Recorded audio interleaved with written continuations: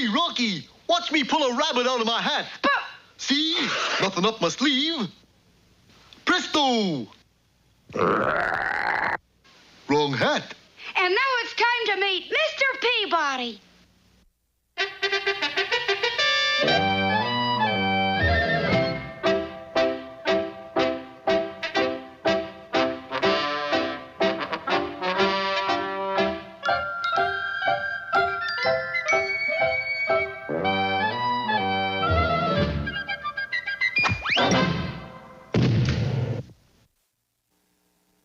Hello out there, Peabody here, along with Sherman, the Wayback Machine, and Oil Can. Why the oil can, Mr. Peabody? We are going on a train ride, Sherman, and it is my motto, always to be prepared. I thought that was the Boy Scouts motto. It is. They got it from me.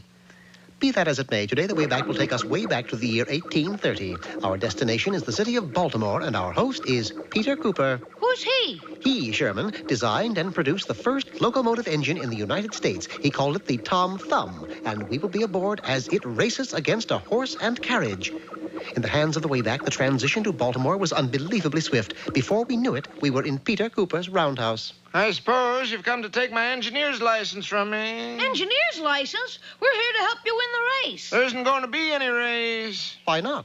Well, you see, I constructed the Tom Thumb, then I built the roundhouse around it. The problem is I neglected to provide an opening so that the Tom Thumb could get out. You mean there isn't any door? What's a door? I showed him by building one. There you are, Mr. Cooper. You now have an exit for your locomotive. Sir, you're a genius. You're so right.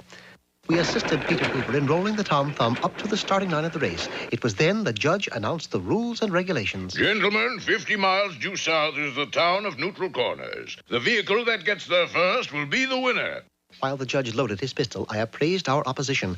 That horse looked as though he could run for a month without stopping, and as far as the driver was concerned, I was sure he would not only be a poor loser, but a bad winner. Wait till that fool Cooper tries to run that iron horse. He doesn't know I greased the tracks. This ought to be a real slick race. At the sound of the gun, we were off to a very poor start. Something's wrong, Mr. Cooper. We're not getting anywhere. That's simply an illusion caused by our excessive speed. Come on, why don't you not push the thing? Poor Mr. Cooper, can't we do something? I spied a small group of 9-year-olds playing in a sand pile, and this, of course, gave me an idea. 25 cents later, I was the proud owner of a toy shovel and a bucket full of sand. Here, Sherman, dirty up the tracks. Huh? The sand will give us traction. Just keep throwing handfuls. Sure enough, the wheels stopped slipping, and in no time, we were highballing along.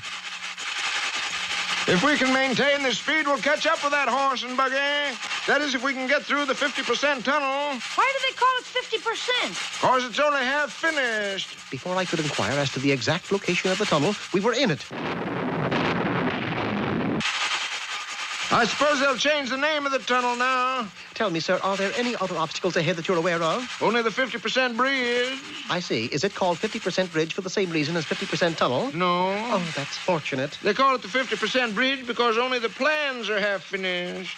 As he spoke, I could see a wide chasm in the not-too-distant distance. The brakes, Mr. Cooper! Apply the brakes! What are brakes? The chasm was only 30 yards away, or else I would have filled him in on the sagacity of having a brake along. Instead, I boosted the acceleration to its maximum point, forcing the Tom Thumb to surge ahead at a breakneck pace. Runs beautifully, doesn't she? She not only ran beautifully, but jumped as well. Inside of a quarter of a mile, we had not only caught up with the horse and carriage, but were slowly pulling ahead. We're beating him! We're beating him! But strangely enough, the driver was wearing a smile, and for a good reason. Well, looks as though the 502 from Denver is right on schedule. Yes, and it's also right on our track. A head-on collision appeared to be in the making, and that's when I saw a side track just ahead with a switch by it. Quick, Sherman, hand me a piece of wood. Nice work, Mr. Peabody. Would have been terrible if the 502 had gone off schedule. By now, we were well ahead of our opposition, and Neutral Corners lay just ahead. In fact, the finish line was a scant 100 yards away, and that is when I turned the supply of steam off, causing the Tom Thumb to roll to a stop. But we haven't crossed the line yet, Mr. Peabody. We'll cross it, Sherman, after the horse and driver. You mean we're going to lose? We have to, Mr. Cooper. You see, according to history books, you lost this race. I did? That's awful. But history must always be truthful, Sherman. And by stopping the locomotive, we did give rise to one lasting expression. What's that, Mr. Peabody? Haven't you ever heard of honest engine?